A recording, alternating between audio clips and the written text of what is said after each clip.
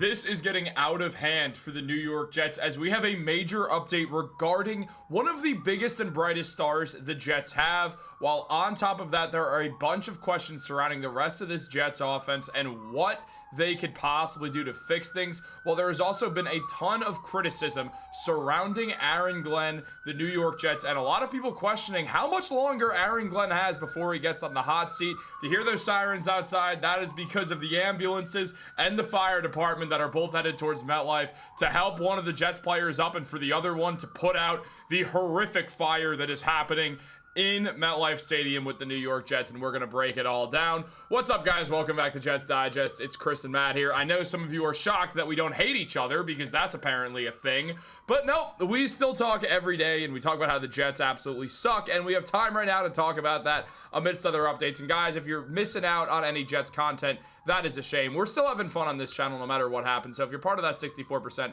that's not subscribed to Jets Digest, make sure to subscribe so you don't miss a single Jets update. But let's jump into the video. There is a lot to go over, Matt, with the Jets. I mean, look, obviously this season has been about as atrocious as you could have possibly asked for. Bringing in Aaron Glenn breathed a new fresh hope into a team that felt like they finally had the right coach for the answer, and it's not like that's an adamant no that he's not the right coach. Obviously, there's other issues with the Jets. The personnel is not very good at all, and on top of that, where there are bright spots, it feels like those can't even go right, and we just saw that. We all held our breath when Garrett Wilson went down with an injury to the Jets, and frankly, we know because the Jets decided they would just forego adding anyone else who could be a viable receiver at the NFL level, that it was pretty important for them to hold on to Wilson and make sure that he was going to be their guy. But Wilson, now dealing with an injury, is going to be out a little bit, as it was revealed by Adam Schefter that an MRI today revealed that Jets wide receiver Garrett Wilson hyperextended his knee and is now expected to miss,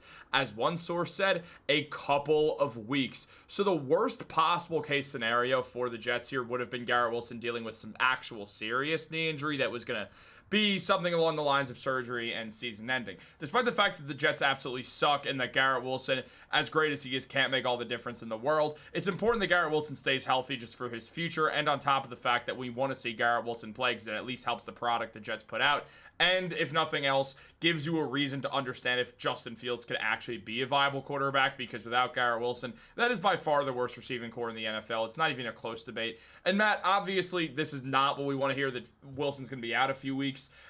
What does it change at this point, though, is the real question that we have to ask. Well, I mean, it does feel like if you watch the film, it already seems obvious that Justin Fields isn't the answer. A lot of people, the casual things that are going around right now is how can you have a good passing game when your offensive line allowed 9 sacks? They didn't allow 9 sacks.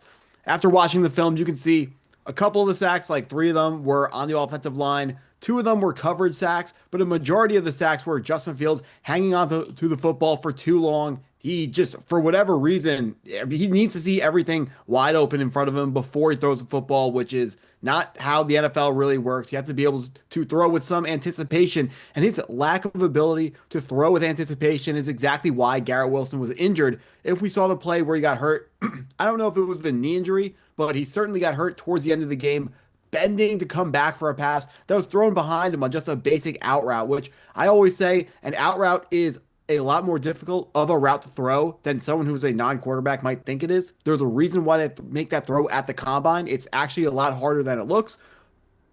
But for a 4-year NFL veteran, that needs to be an easy throw. That has to be something consistently made every single time. The point of this offense was supposed to be get the football quickly out of the hands of Justin Fields, and he's just sitting there holding it for absolutely forever. I don't have the exact number in front of me of how long his snap to time to throw is, but it's really, really low. It's like the worst in the league of any starting quarterback low, and it's always been low for Justin Fields. He's always been one of the worst quarterbacks in time to throw. Zach Wilson was, historically, he's usually Justin Fields 31, Zach Wilson 32. So maybe it's a Jets thing, but Justin Fields certainly isn't looking like the answer. I really think if you want to be genuine to the locker room and show them that you're actually trying to win football games, it's time to put Tyrod Taylor in the game to at least be the starting quarterback for a little bit. You can go back to Justin Fields when the season is like far lost, like even farther than it is right now, but like right now, this team 0 wins and they look really, really, really, really bad. I mean, They are 27th in point differential, not dead last. I still fully believe that the Tennessee Titans are worse than the New York Jets are, but the Jets are definitely the 31st worst or the 31st best team in the league, second worst team in the league. It's absolutely gross to watch. And it was supposed to be a little bit better this year. I'm getting a little bit sick of Aaron Glenn's tough guy attitude at the podium when we're just losing game after game after game. Yeah, no, I mean, I completely agree. And we will get into Aaron Glenn in literally 25 seconds because there is a lot to go over with Glenn. But when we just look at what Jets fans were even saying just about this whole Garrett Wilson injury, people saying that it's just either a mix of feeling bad or just another LOL Jets moment. And that's what most of this is always going to be with the Jets. It's just going to either be when you get a guy who's universally liked by Garrett Wilson, by people who respect the game, they're going to go out there and be like, Garrett Wilson didn't deserve this. He didn't choose to get drafted by the Jets. This isn't his fault that he has to deal with this. It's a shame that such a great young player is dealing with it. While other fans, the more casual fan, and if you don't know the intricacies of the Jets as some football fan who likes their team, say you're a Rams fan or something, that's completely fine. Makes sense why the Jets are getting LOL Jets. But it's just, for Jets fans, it's far beyond old at this point. It's just really upsetting to watch us go out. And the Jets, I mean, their passing, Matt, already absolutely has been useless this season. I mean, they have the second lowest pass yards, only behind the Carolina Panthers. Now, the running game is actually good. That's one of the weirder things about this Jets team, is that their running game is quite good. They have the second highest running yards behind the Carolina Panthers. Their passing yards, they do have the least, right behind the Tennessee Titans. The Jets are the only team below 900 with that. Yep, read that wrong.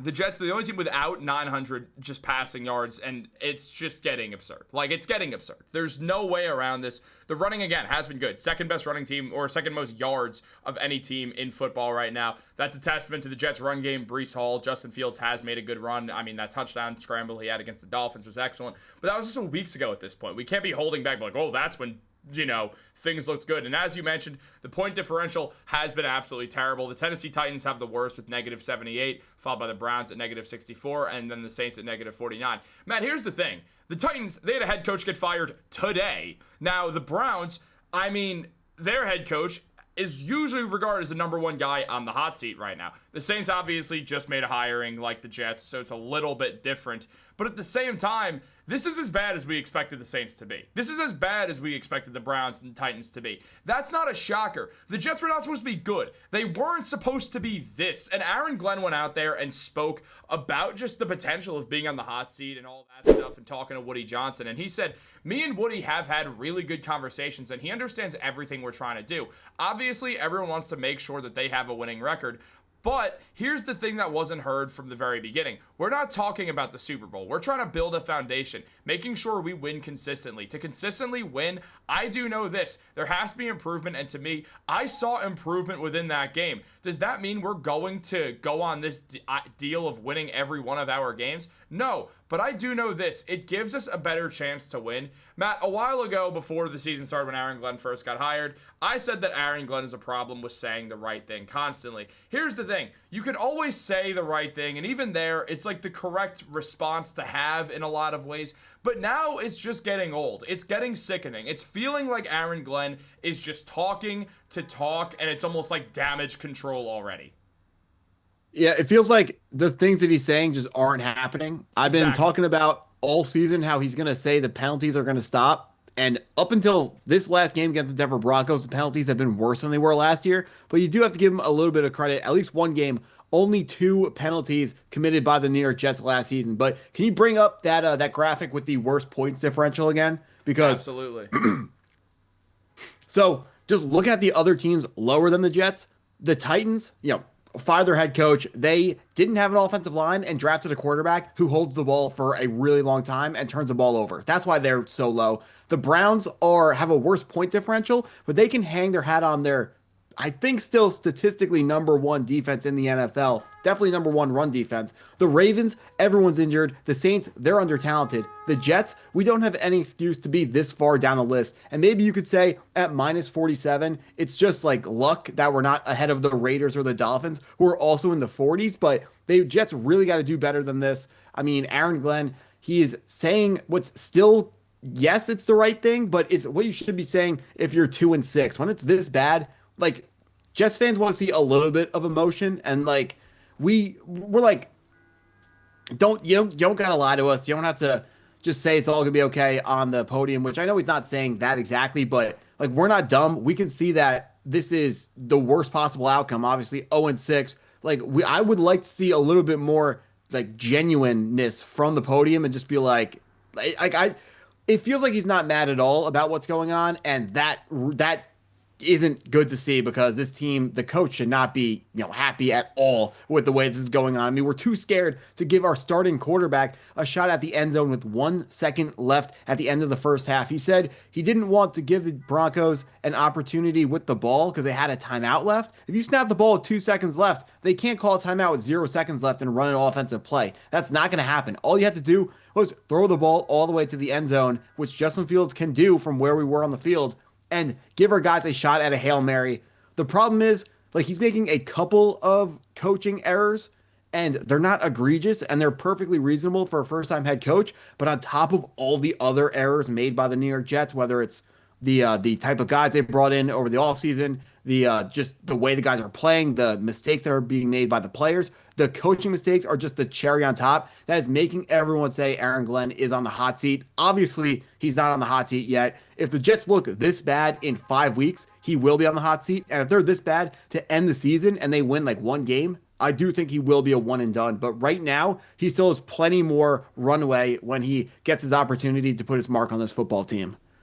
I do think one of the most upsetting things as a Jets fan right now is when we go through the season thus far, because the first week they looked like everything Aaron Glenn was saying, trying to instill, was actually there. They held their own with the Steelers, who aren't going to change the world good, but they're a good team. They make the playoffs every year and get eliminated in the first round. It's what they do.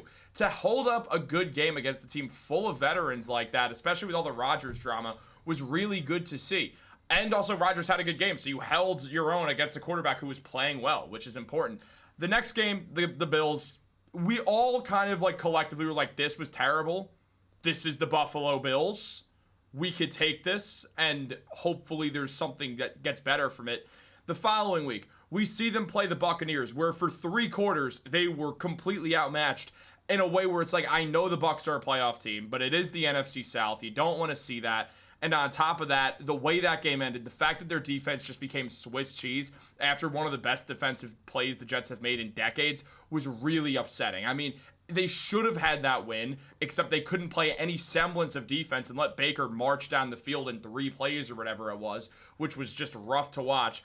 The next week, blowout. Or not a blowout, but not that close at all between the Dolphins. The Jets were never in control of the game. The next week, a blowout. This next week after against the Broncos, yeah, it was close, but the Jets had -10 passing yards. So I don't care that it was that close, to be honest, because at the end of the day, it's just this constant thing where it's not getting better. We're in this pattern of, well, this game was close against this team that's halfway decent, even above halfway decent. Good, in fact. Not great, but good.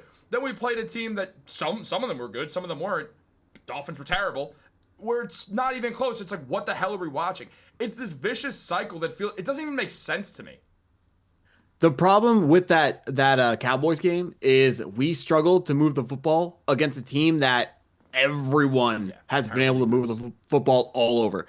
The first, I think it was 2 weeks, it might have even been 3 weeks of the season, the quarterback that played against the Dallas Cowboys defense was the NFC Player of the Week. Like, it was every single week. They were actually handing out awards to the teams they were facing. And after the New York Jets play them, they went right back to being absolutely terrible. Bryce Young, when the Carolina Panthers were losing against the Dallas Cowboys this weekend, Bryce Young was 10 for 10, had 3 touchdowns at a perfect passer rating, and Justin Fields put up 3 points in the first half. I mean, if you still think Justin Fields is the answer, like, I'm not saying, obviously, when we're saying it's his fault, we're not saying it's all his fault. We're not saying that everything else is perfect. We're just saying that we need a better quarterback, because a better quarterback is maybe 2-6 right now, or 2-4, or 3-3, not 0-6, putting up -10 passing yards in a game. Like, 10 passing yards, I don't even know how many backup quarterbacks could do better than that, but that's absolutely gross. Tyrod definitely could. And there are players, I don't know if you have this, I don't want to spoil it if you do, but there are players in the locker room. I saw this today. Players in the locker room who believe Tyrod Taylor is a better quarterback than Justin Fields. Someone commented, apparently it looks like there are a couple of players in the New York Jets locker room with eyes. Because, dude, honestly, it's so bad. It's so bad. We had one stretch this season, one stretch throughout the entire season where the Jets controlled a football game and actively looked like the team, like the product that we expected to see this year. Not a world-beating product, just good, something to build off next year. That was against the Buccaneers when Tyrod Taylor was there, when he was playing quarterback, when Justin Fields was out. It was the one time the Jets looked competent. As you said earlier, if the Jets even want to show a facade that they're trying to win games, you put Tyrod Taylor out there. You just let Tyrod Taylor actually show that he's like, hey, we're going to try. I mean, I don't know who the hell he's going to throw the ball to, but nobody, yeah. because Darren Mougey decided we don't need anyone. We're going to put it all on a rookie tight end, I guess. And that's all we're going to have. Luckily, we have Josh Reynolds, who's played, 13 games in the last 5 years, pretty much? I know I'm Does Josh Reynolds have... Dude, Josh Reynolds... Rich Eisen, the color commentator, or actually the play-by-play guy for this last game, when Josh Reynolds got a catch early in the first half, he announced that is the second Jet with 10 catches from Justin Fields this year. There was no one else to sign? No, there's no one. There was Chris. There's no one. Josh Reynolds, 72 yards on the season. Whoa, what a move! By And Darren it was Mougey. 10 targets. It was 10 targets. He has 8 catches on the year. Well, that's our wide receiver too. I don't understand what. Can Arian Smith? I know he's got issues. I was gonna say, Chris. At least we have Arian Smith, a drop specialist. I'd rather watch Arian Smith drop the ball than Josh Reynolds at all at this point. Just because screw it. Who knows? Maybe something cool will happen. Maybe he'll make a big play and it'll be something to cheer at in the 3.5 hours that we're gonna spend on Sunday. Just like, well, this sucks. Because that's what it feels like at this point. It feels like walking into an execution every week. But we're still going to be Jets fans. We're still going to have fun. And you're going to get more duos from us from now on as well. Make sure to stay tuned for that. Make sure to stay tuned for daily New York Jets content on this channel at all times. Like this video, subscribe, turn on post notifications. Blame Matt for the fact that the Jets aren't good. I don't know why, but let's just blame him because it makes it easier on all of us. Have a great day. Blame Matt.